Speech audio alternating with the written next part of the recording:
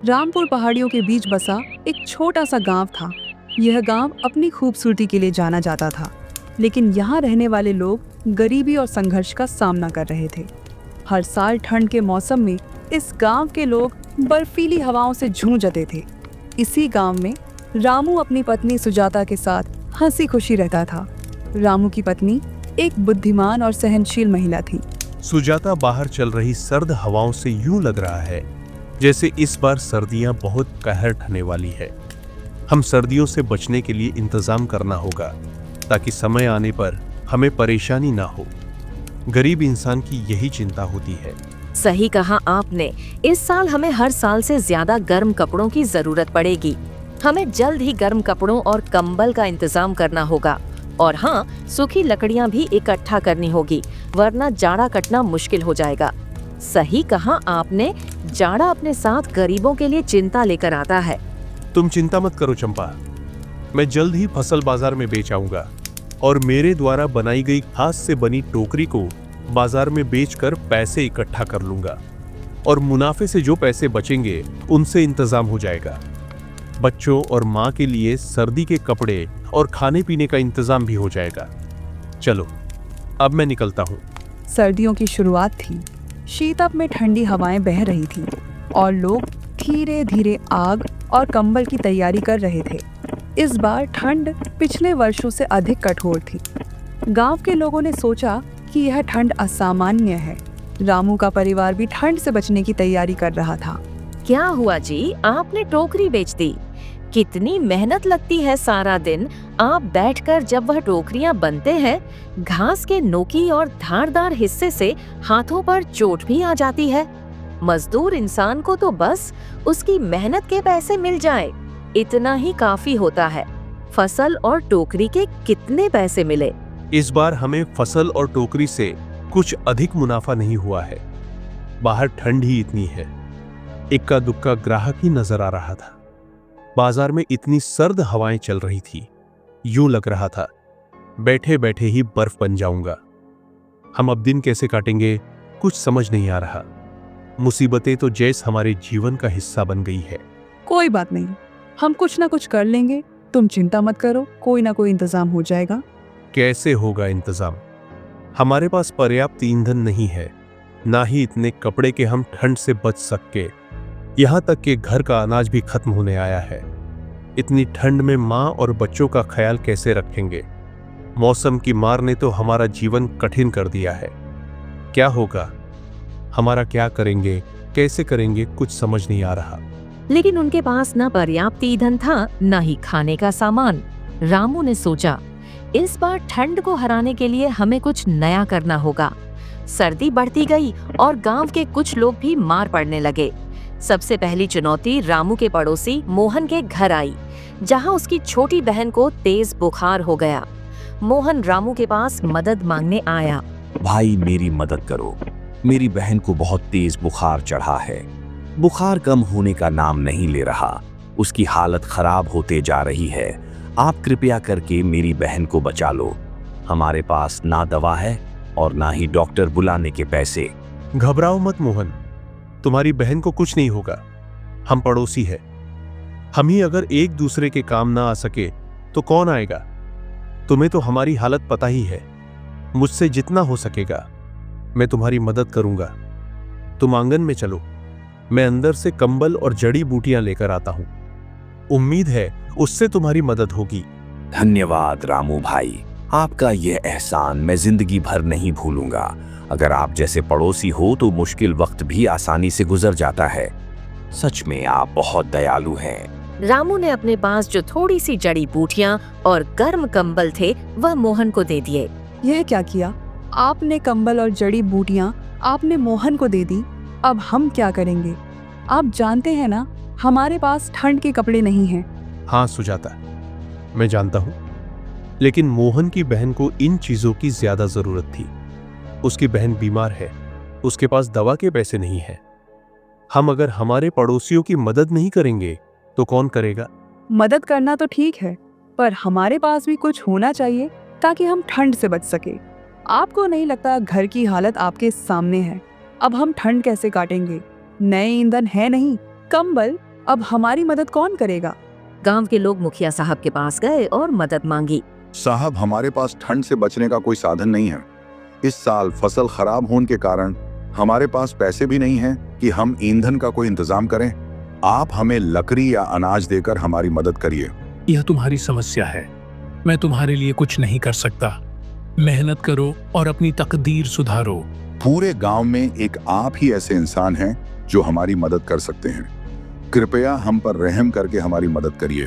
तुम लोगों को समझ नहीं आता, क्या मैंने तुम्हारी मदद करने से मना कर दिया है? अपना यह रोना धोना लेकर कहीं और जाओ, मेरे पास बहुत काम है, मेरा समय बर्बाद मत करो। मुखिया की बात सुनकर लोग निराश होकर लौट गए। मुखिया साहब की बेटी सोनम इन घटनाओं को देख रही थी। वह गरीबों के प्रति सहानुभूति रखती थी। अपने पिता से कहा, पिताजी, हमें गांव के लोगों की मदद करनी चाहिए।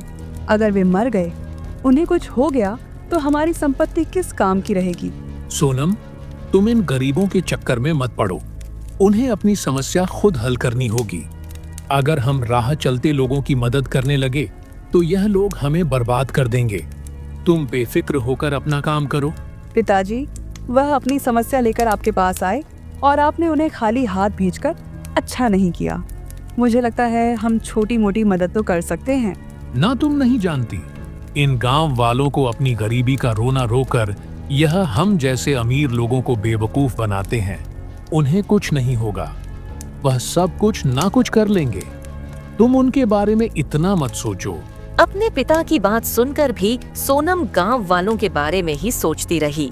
उसने मन में ठान लिया कि वह गांव वालों की मदद करेगी, चाहे उसके पिता नाराज क्यों ना हो। एक दिन मौसम ने अचानक करवट ली।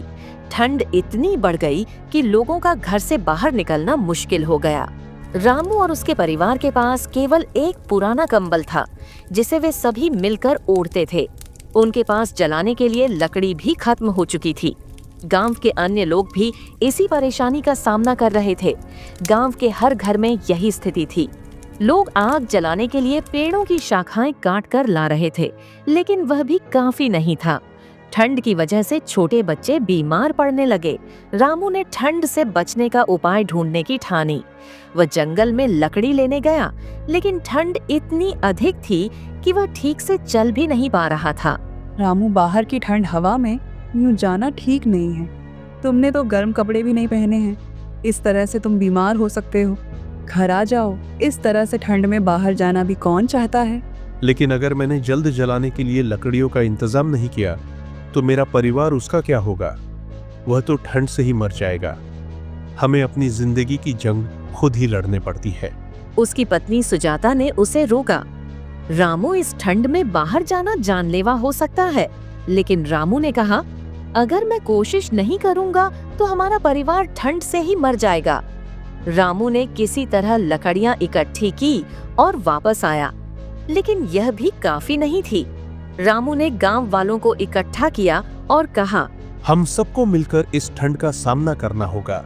अगर हम इंतजार करते रहे कि कोई हमारी मदद करेगा तो हम सब खत्म हो जाएंगे। हम सब एकजुट मिलकर काम करेंगे। गांव वालों ने सामूहिक प्रयास शुरू किए। उन्होंने जंगल से लकड़ियां लाकर एक सामूहिक आग जलाने का निर्णय लिया। उन्होंने खाने पीने का सामान भी साझा करना शुरू किया। एक रात जब सभी लोग सो रहे थे, मोहन ने सोचा, अगर मैं मुखिया साहब के गोदाम से अनाज चुरा लाऊं तो मैं अपने परिवार को बचा सकता हूँ। मोहन चोरी के इरादे से मुखिया साहब के गोदाम में घुसा, लेकिन उसे पकड़ा गया। इस गांव में एक भी आदमी ईमानदार नहीं है। अब तो हरगिज मैं किसी की भी मदद नहीं करूंगा। तुमने चोरी करने की कोशिश की है, तुम्हें इसकी सजा जरूर मिलेगी। मैं तुम्हें ऐसे ही जाने नहीं दूंगा। तुम्हें सबक सिखाना ही होगा। जब गांव वालों को यह पता चला तो वे मोहन से नाराज हो गए और कहा, तुमने हमारे प्रयास को बर्बाद कर दिया। रामू ने स्थिति को संभालने की कोशिश की और कहा, हम सब इंसान हैं और गलतियां कर सकते हैं। मोहन भी हमारे तरह बहुत परेशान है। उसे अपने परिवार का ख्याल रखना है। यूं इस तरह अपने परिवार को परेशानी में देखकर उसने चोरी करने का फैसला किया। वह वहां सिर्फ अनाज चुराने गया था, ना कि सोना चांदी। मैं मोहन को चोरी के लिए सही नहीं कह रहा। मैं बस इतना कह रहा हूं कि हमें उसके हालात समझने चाहिए। इंसान अपने परिवार को बचाने के लिए ऐसे हालातों में फंस जाता है। हमें मोहन की स्थिति समझनी चाहिए। गांव वालों ने रामू की बातें सुनी और उसे समझा। पिताजी, गरीबों पर क्रूरता दिखाना हमारी ताकत नहीं है, बल्कि हमारी कमजोरी है। आप मोहन को माफ नहीं कर सकते। तुमने देखा नहीं, कल रात वह मोहन यहाँ चोरी करने आया था। मैं कहता था न तुमसे, यह गरीब लोग होते ही ऐसे हैं, इन पर भरोसा नहीं किया जा सकता। पिताजी, अगर कोई वो भूख के कारण चोरी करता है, ये उसकी असफलता नहीं है, बल्कि इंसान के तौर पर हमारी हार है। हम अपने घरों में चैन से पेट भर के खाना खा लेते हैं, लेकिन बहुत से ऐसे लोग हमारे आसपास होते हैं जो भूखे सोते हैं। हमें लोगों की मदद करनी चाहिए। पेट भरना तो हर मनुष्य की ज़रूरत है, और मोहन ने अपने परिवार को भूख से मरने से बचाने के लिए चोरी की।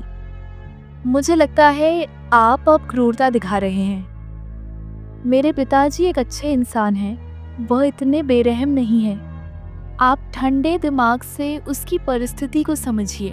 सोनम ने चोरी की सजा को रोकने के लिए अपने पिता से झगड़ा किया। सोनम ने मुखिया साहब के गोदाम से अनाज और लकड़ी ली और गांव वालों को गुपचुप तरीके से देना शुरू किया। ठंड ने अपनी चरम सीमा छू ली। कई घरों में आग नहीं थी और लोग बीमार हो रहे थे। रामू, सोनम और गांव वालों ने मिलकर एक बड़ा आश्रय स्थल बनाया, जहां सभी लोग इकट्ठा होकर रह सकते थे। एक दिन रामू की मां ठंड से बीमार हो गई। यह देखकर रामू पूरी तरह टूट गया, लेकिन उसने हिम्मत नहीं हारी। उसने अपने पास की अंतिम लकड़ियां जलाकर अपनी मां को बचाने की कोशिश की। जब मुखिया साहब ने देखा कि ठंड ने उनकी हवेली तक को नहीं बख्शा, तो बार बार उनके सामने सोनम की कहीं बातें आने लगी। वह गहरी सोच के पड़ गए और उन्हें एहसास हुआ कि उनका घमंड गलत था। मुझे तुम सब माफ कर दो। घमंड में आकर मानो में अंधा हो गया था। यह सब मेरी बेटी सोनम की वजह से हुआ है। मुझ में आए हुए परिवर्तन के लिए सोनम ही जिम्मेदार है। उसने मेरी आंखों से पट्टी हटा दी और गरीबों के प्रति मेरी सोच को बदला। उन्होंने गांव वालों से माफी मांगी और गांव वालों की मदद की। गांव वालों की एकता, सोनम की दया और रामू का संघर्ष रंग लाया। ठंड खत्म हुई और शीतप के लोग इस अनुभव से और मजबूत बनकर उभरे। मुश्किल समय में एकता सबसे बड़ा हथियार है। सहानुभूति और करुणा किसी भी समस्या को हल कर सकती है। घमंड हमेशा गिरावट की ओर ले जाता है, जबकि दया और सहयोग से समाज का निर्माण होता है।